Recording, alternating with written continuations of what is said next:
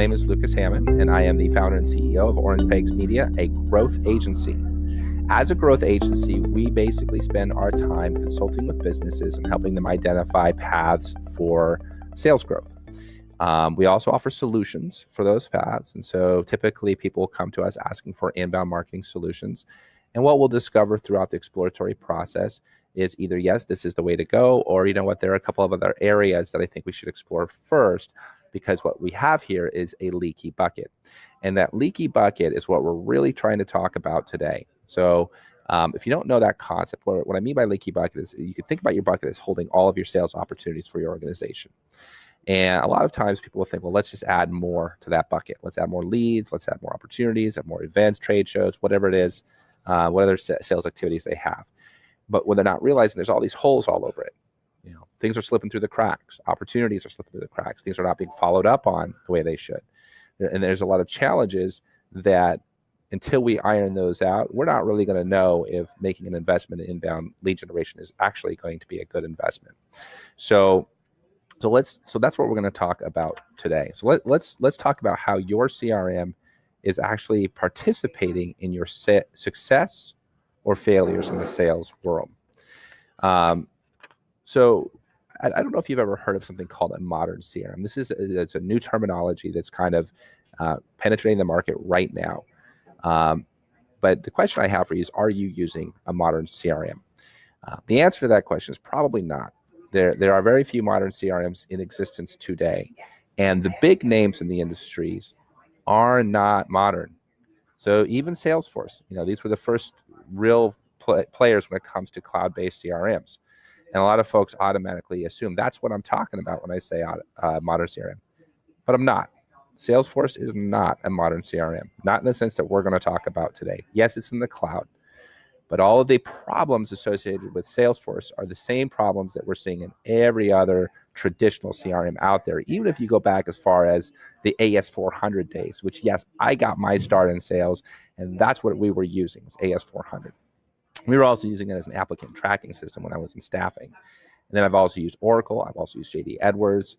And then, of course, when Salesforce hit the market, I was an early adopter of the program. And I was actually very excited about it at the time because I loved the idea of not being tied to a desktop. But that was really the only benefit from it. The platform itself had some problems. It was slow and had some online compatibility issues, whatever. But at the end of the day, it still was a revolutionary product in its own right. But it's 2017 now. So if we're measuring up against what that was then and that's our benchmark, then we really do have a long way to go in terms of what a CRM can do. So let's ask you this first question, which is, what do you use your CRM for? What is the point of it? This is the first problem, because the answer is not as easy, and it's uncomfortable. If you know the answer, it's a management tool. It's to help business owners and sales leaders and marketing leaders keep an eye on things. But they don't really support the sales process, and at least not in a way where the payoff is greater than the cost. And so what I mean by that is, being in sales, it's great to be able to see all of the data, to see a timeline of activities, to understand, to be able to step into an account, look at a glance, and see where everything is.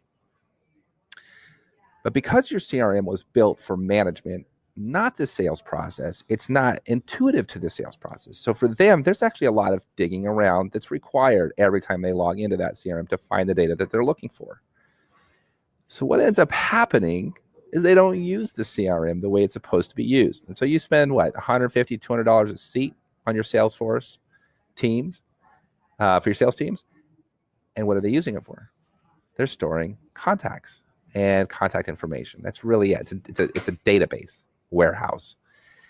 All of the other activities, calls and emails and calendars and events and trade shows and whatever that salesperson is doing, do you have any idea how much of that is actually making it into that CRM?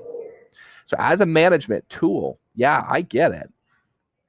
but is it an effective management tool?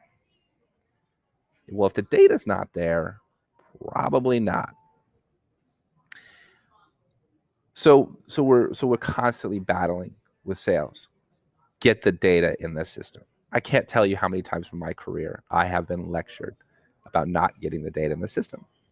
And so there's two ways we go about it. One, we do it on the spot, live, right? Make a phone call, sounds great. Enter the data, all right, send out the calendar invite, copy and paste that, put that into the CRM.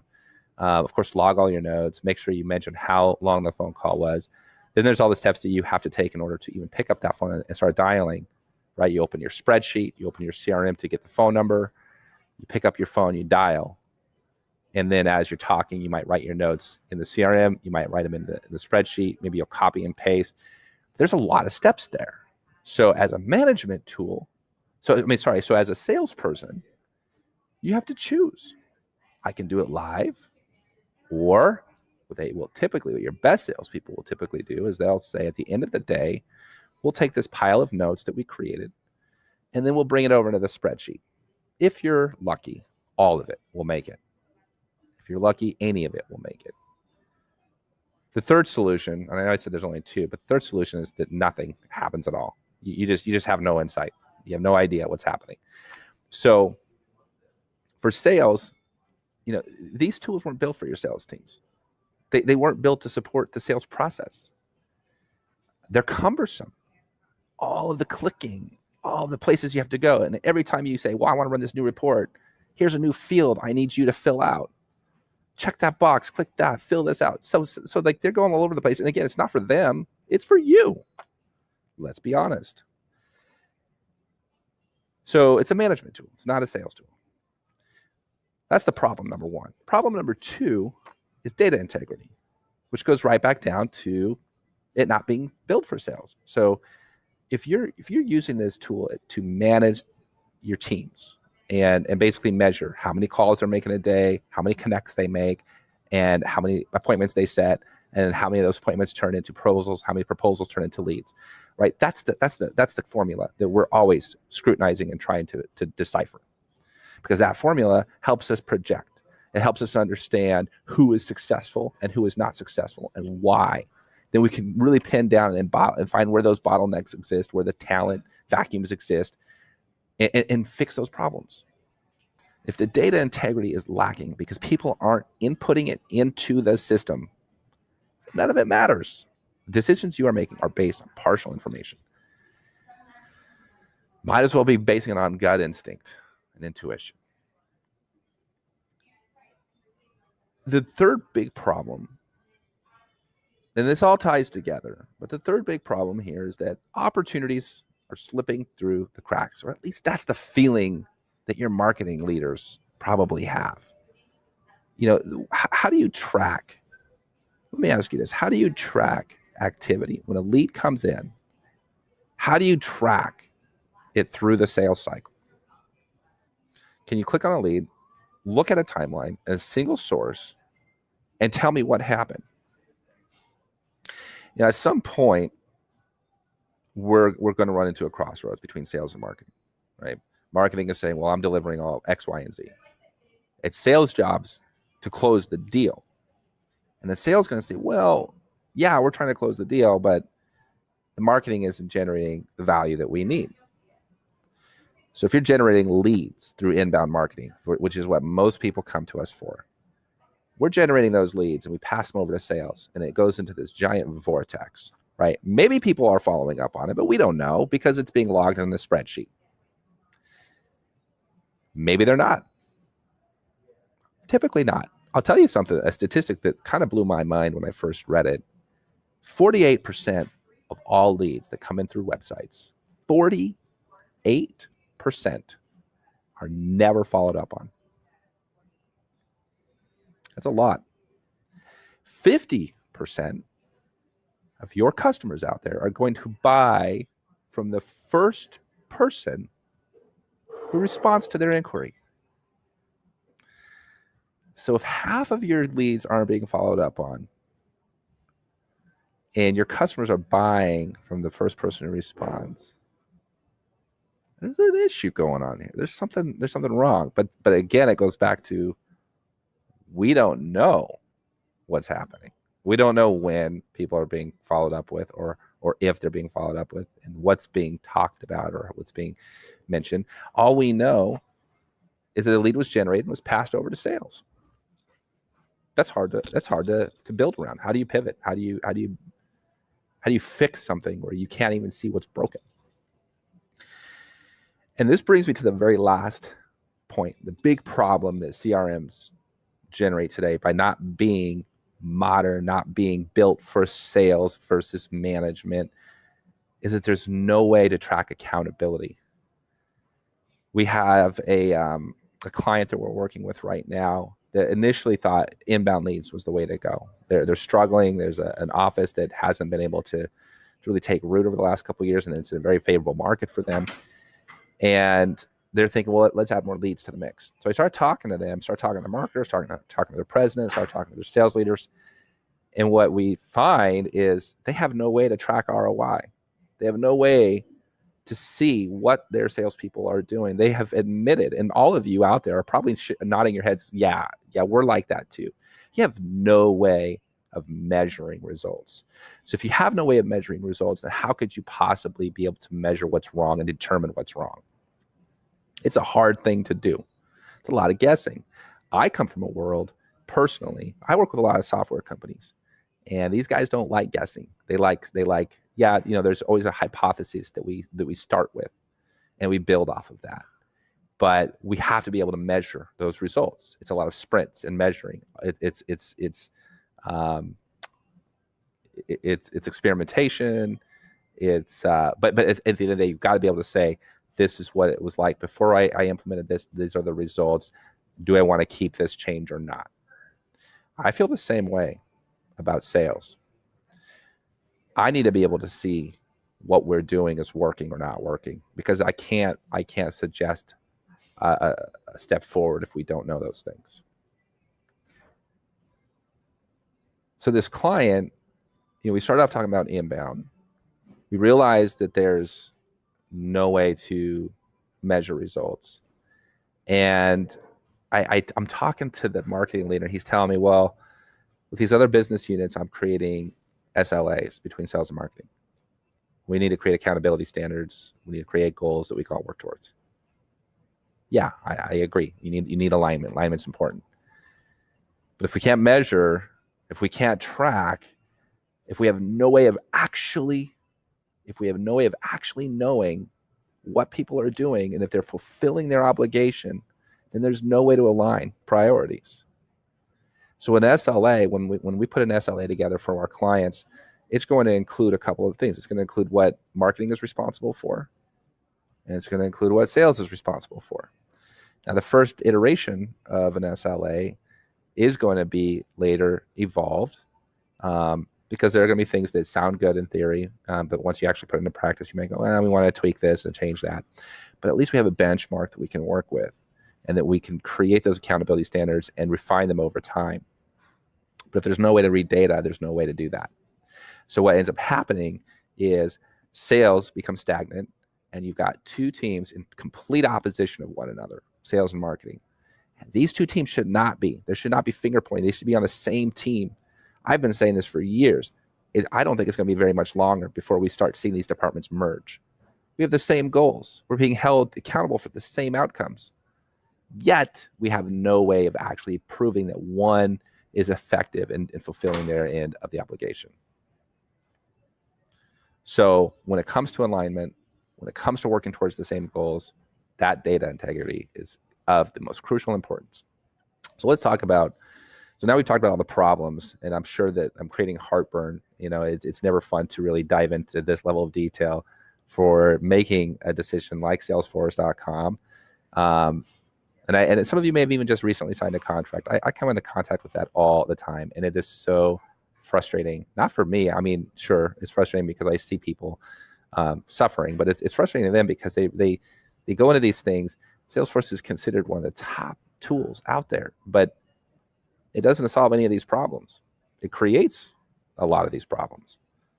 And a modern CRM shouldn't do that. A modern CRM is here to solve and support not encumber and burden. So let's talk about how do we overcome the sales support tool versus a management tool. So one of the things that, so let me just direct your attention to just a quick analogy that I came up with. So a lot of times people come to me, they start asking, well, I'm interested in, lead generation, and because lead generation ultimately results in sales, which is the formula. It's the inbound formula. It's what we've been following for the last 5-10 years. The problem with that formula is there's a lot of detail missing between leads and sales. We are missing CRM, we're missing sales process, we're missing talented sales professionals, nurturing, and this one right here, less than 5-minute sales response time. So we're going to talk about the importance of that sales response time here in a minute. I want to talk to you about how we support the sales process, and that's actually where we'll dive into it. So how can a CRM support the sales process? Right now, again, there's a pretty good job of management as long as the data is there, which we know it typically isn't. But if you do somehow have a system that gets people to spend 2 to 3 hours a day manually inputting all of their data, then fine, that's great. You're one step ahead of everybody else. You're spending a lot of energy on an activity that maybe that energy would be better spent picking up the phone and making calls or attending network events or doing anything but data entry by people who hate and are terrible at data entry. But so let's talk about how this supports the sales process. So one thing is a modern CRM becomes a single source for everything. I'm going to use HubSpot Sales Pro as the example today because this is probably the only modern CRM in existence right this minute. I may get some pushback on that, and I would certainly welcome hearing what other modern CRMs out there exist that do these things. I would love to chat about it because I'm not married to any one particular deliverable. Just right now, that seems to be, or one particular technology that right now that seems to be the one that understands and has implemented a program that is most relevant today. All right, so it's a central point of everything. So what that means is when I go into HubSpot Sales, I have access to all my notes.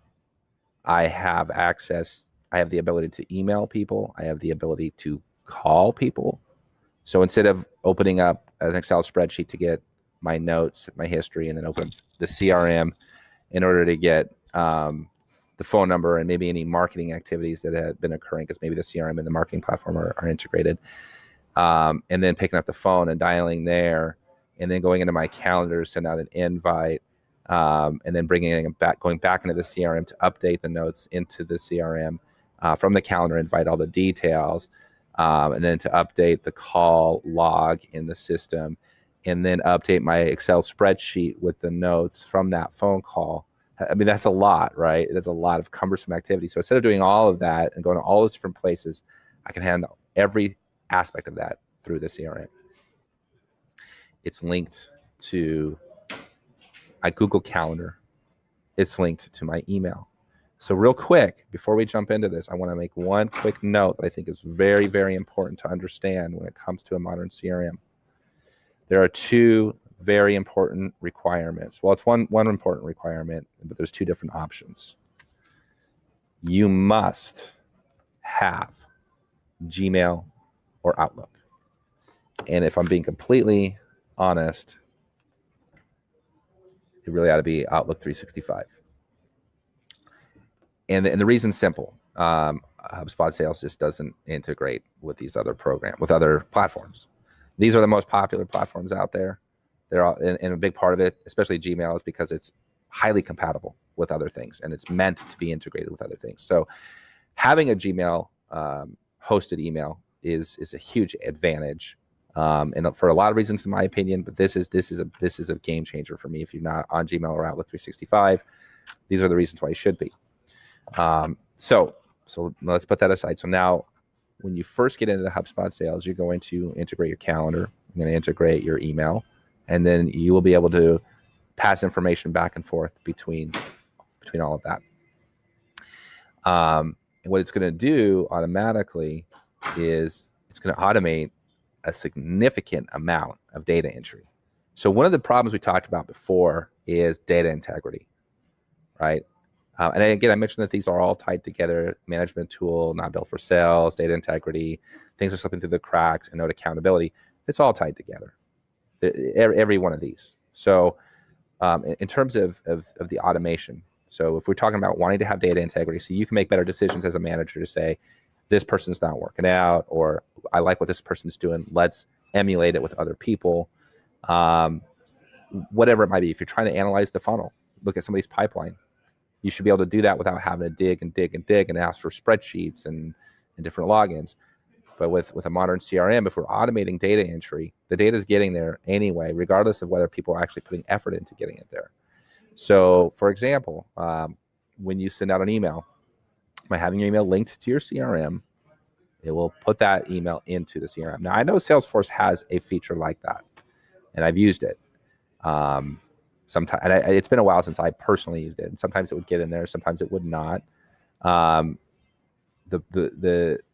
The one big glaring issue was when people respond, that doesn't automatically get uploaded. You have to go in and upload that email yourself. So with this though, with HubSpot Sales, you actually, just by sending the email out, and that automatically tags it. When it comes back to you with a response, that's automatically uploaded. When you send out a calendar invite, that's automatically uploaded. If the contact record doesn't yet exist in HubSpot before you send out that email or that calendar invite, it creates it for you. And then after it does that, all the activities are then tracked. And not just email activities, clicking, going on your website, opening up, downloading things, submitting forms. And when you are a salesperson and you are trying to determine, what is the history of this individual, you're not just seeing your own notes in there. You're not just seeing your notes plus marketing automation. You're also seeing what that person's actually doing. You're seeing the pages that they're visiting. You're seeing how long they're spending on those pages. You're seeing what emails are opening, what emails are clicking. And that is the kind of insight that salespeople really need. And speaking of insight, we're talking about supporting the sales process. Let's say you're in Gmail. So you're not sending your email through HubSpot. Sometimes you send it directly through Gmail. I get it. I do it both ways. It depends where I am at that exact moment. But if I'm in Gmail and I'm sending an email to a contact that I have connected with before, so they're already a lead in the system, it's going to pull up an insights bar to the right. That insights bar pulls from my HubSpot records. So every activity that exists in the CRM is actually going to be available on this tiny little column right here that pops up right next to your email. And so the types of insights you can get are your basic About Us insights. So when you're in the CRM, you can customize which fields are on the left column, which are like your at a glance fields. Like when was the most recent conversion, when was the most recent conversation, what was the most recent thing they downloaded or email they opened, whatever insights you think are most important, you put them there. And then that'll be one of the things that shows up. Another thing that will show up will be marketing activities or emails that they've clicked or opened or any number of different insights, but everything that exists in the CRM. Your own personal emails that go out to them end up in there. So you're looking at a single timeline to see where everything falls in line. And it's finding your salespeople where they exist. They don't have to go in and necessarily hunt it down. It's just brought to their attention right then and there. Another really interesting insight is so when you go to send an email, you have two buttons. You can either hit send, or there's one right next to it that you can say schedule. So if you're like most salespeople and you spend all day long pounding the phones, pounding the pavement, and you decide at the end of the day is when I am going to send my emails out. The problem with that is the people you're sending them to are probably not going to open them until the next day. And oftentimes those emails at the end of the day and those odd hours get lost and buried with a bunch of junk mail and don't ever get opened. And the reality is that there's better times of day to send things to people. There are global statistics that tell us this is the best time to send something to somebody. but that doesn't tell us insight to an individual. The schedule feature allows you to choose whatever day and time you want. But in addition to that, it actually pulls up 2 insights right then and there. One is the best time to email them in order to get an open and a response within the next 24 hours. And then the best time to email them to get an open and response in the next week. And if any of those work for you, you just click it and hit schedule. So you have no work on your plate to figure out the best time to email. It's just data that gets compiled through machine learning. There's an AI functionality. HubSpot bought Motion AI a couple of years ago, and they said that this technology is going to make its way into its platform. We were thinking chatbots, but what we're seeing, well, chatbots I think is coming, but what we're seeing is everything is going to be supported by this engine. So that's actually really exciting. What else can we do to support the sales process that your CRM today is not doing? Well, when a lead comes in and it's assigned to a specific sales rep, every time that lead does anything with your content or your website, from now on, you're going to get insights. It doesn't matter if they're opening an email or if they're on your pricing page. You're going to see it as a salesperson, and that's actually really valuable. So imagine you having somebody in your sales cycle. You're contacting them, they're not responding to your emails. One day you get a pop-up that says, John Smith is looking at your pricing page. That's a buying signal. Now I have data that nobody else has, and I can call them. I can actually just click that pop-up. It'll take me right to their record, and then I click the call button. So before we talked about a single source for everything, I think I mentioned that you can even call through the CRM. So I don't actually use a phone. None of my people use phones. We plug in directly to our computer through these headsets, and then we hit a button that says call. We don't pick up a phone. We don't dial anything. We just hit the button. And that when we do that, if you're calling a state that allows you to record without mentioning it to people, then it will automatically record that phone call. And if you're not calling a state that's like that, it'll at least it'll record the call data. So it'll tell you, yes, you made a phone call. It'll tell you how long that phone call was. And right in that record is where you type your notes while you're talking to somebody. So again, single source of information. And again, supporting that sales process. So those pop-ups are awesome. Then there's the round robin. How do we assign leads to people?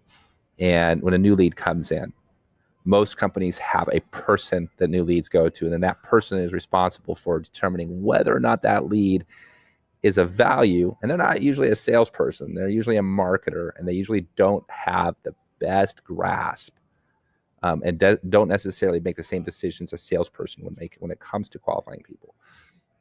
So that said, it ends up going to that person. They make a determination, then they send it out to the sales leaders, and then that person makes a determination, and they send it to the salespeople. In the meantime, we've just watched hours and possibly even days pass us by before it even gets in the hands of that salesperson. And by the time they get it, they're like, okay, I'll call it. But the chances of actually connecting with them at that point are very slim. I'm not sure if you know this, but you're 2,000% more likely to connect with a prospect and have a meaningful conversation if you reach out to them within 5 minutes of engaging with your website and your content, filling out that form. 5 minutes. So the question I have to ask you is, how long does it take? How long does it take to go from inquiry to connect? And if you don't know that answer to that question, it goes right back to your CRM. Why not? Why don't you know it? You should. That single timeline will tell you when the lead was generated, and then it will tell you when that first contact was made. So why don't you know? Don't you want to know? And so, so you can assign rules that will actually, instead of having it pass through all these different layers of management or whatever, you can assign rules to have it just round robin, automatically assigned to the individual reps based on geography and other parameters you might want to set up. So we can get that 5 minute turnaround. Um, Another function is the chat function. So, when you go to websites today and, you request, you want to know information. And so you can either search for it and click around and hope you find it. Or people often do these days is they go into a chat box and they say, hey, I need help finding X, Y, and Z. And in that chat box, somebody's on the other end answering questions. Now, who is on the other end? Do you have a chat box at all? And if you do, who is answering those questions? Is it a salesperson? And why not? Okay, if it's a customer service issue, it maybe ought to go to customer service. And I get that. But if it's a sales issue, then it needs to go to sales. And so why not plug those sales conversations directly into the salespeople? You got a question about our services? Sure. And then someone types a question, and within a half a second, that message goes to a specific person based on a set of rules that we set up. Those rules include geography. They can be a round robin, all sorts of different ways to slice and dice this one. But at the end, we're not slowing the process down and creating bottlenecks and putting someone in the precarious position of having to decide what a quality lead is without actually, being in a sales capacity or sales role. Another thing that the modern CRM will do to support your sales process is they will automate the meeting scheduling. Now, this has got to be something that every salesperson out there can relate to. When it comes down to actually setting up that appointment, you spend all this time working through gatekeepers, throwing out your elevator pitch, getting that interest. Now, let's set up a time to talk. Now, think from a salesperson, I early in my career, what I would start doing was I would say, these are the times I'm available. These are the days. Pick one of those that works for you. If I'm lucky, then the times I presented will work with that particular individual. But sometimes they take a day or an hour to respond. And in the meantime, you're still hustling, or your salespeople are still hustling. And so then the client or the prospect emails back and says, well, how about this time? Well, it's too late now. Can you pick a different time? And then another day or two. And it's this shuffle. And eventually, guys, they just say, you know what? I don't care. This is too much work. Or they just fall off the face of the earth without so much as a reason why. So what if we could automate that process? Now, I know you've seen these meeting links on the bottom of email signatures, but the way a modern CRM will do this, it will give you a link that will take people to a scheduling tool. So when I'm scheduling an assignment or a time with somebody, instead of going through that circus, I send a link and say, hey, click on this. If it looks good, pick a time that works for you. And then they do. It ends up on my calendar automatically. An invite goes out to them automatically. I have my Zoom meetings embedded in that invite automatically. And the meeting itself gets inputted into the CRM automatically. So everything is automated. There's not a single thing in there that I had to do. I just sent that one email. So I sent one email. We get the appointment booked, and everything is noted the way it needs to be. Think about how much time that would have taken. I don't even have to go to my calendar to find the best times, right? So I'm just sending that one email. And honestly, that email is a template that I created and is now available through the HubSpot CRM that I can later go look at after I have 10 or 20 of them sent out. I can look at statistics. Is this email effective? Are people clicking? Are people responding? That is the beauty of data entry that's automated. That's the beauty of templates. That's the beauty of just data in general, and letting data drive our decisions instead of, we know it's not working. We just don't know why. So we're gonna experiment in a lot of different areas. Well, I, as a growth agency leader, I don't like operating like that. It's hard for me to sell that to my clients. But what I can sell is, hey, here's the results. Here's the data to prove why the results are what they are. And then here's our next recommendation for improving those results or for replicating those results, depending on what they are. Now, when a lead comes through, and we talked before about one of the big problems, things are slipping through the cracks. So now when a lead comes through the inbound funnel with a modern CRM, it automatically gets assigned to a sales rep. Now, and there's a lot of rules and parameters that we're going to explore and look at, so it's not a black and white equation, right? It's never a simple thing. But this is the most simplistic terms, and this is at a high level glance what a lot of these programs end up looking like. So lead comes in through inbound lead generation. It ends up in the CRM automatically and automatically assigned to somebody who's then notified of it, so they can decide within 10 seconds of receiving that what they want to do with it. Do they want to make a phone call? Do they want to let lead nurturing handle it for a while? Do they want to email? How do they want to approach the person? And what exactly do they want to say when they get that person on the phone? Having insights as to how they got to that website and what are the things that they were reading and exploring and looking at that led them to make the decision to reach out and contact you. All of that data is so valuable. And that's the kind of insight that's going to show up right away. So the lead comes in. Now the salesperson has this information and they have all this insight. So now the question is, the next step is to call that person. And then from there, then they have their own process and follow-up that they have to go through. Now, when they make a phone call, maybe they call every 3 days or every 2 days or whatever your system is. I mean, it's up for you to decide that, what the cadence is based on, the data, of course. So you make a phone call. The next step, how do you remind yourself to call them in 2 days? You could go into Excel. You could go into your CRM and just create a task or something. And you could go into your Outlook calendar, Gmail calendar, and create a calendar entry. And I think that's what a lot of people end up doing. Say, here are the things people I need to follow up on this particular day. That's what I used to do. Well, with the modern CRM, we'll actually, when we write the note, there's an option to follow up, and it automatically defaults to 3 days. And then in 3 days, so if you just check the box and hit enter, in 3 days you'll get an email notification and a pop-up on your app if you have it on your phone. It's going to say, by the way, you're supposed to call this person. So you're reminded, right?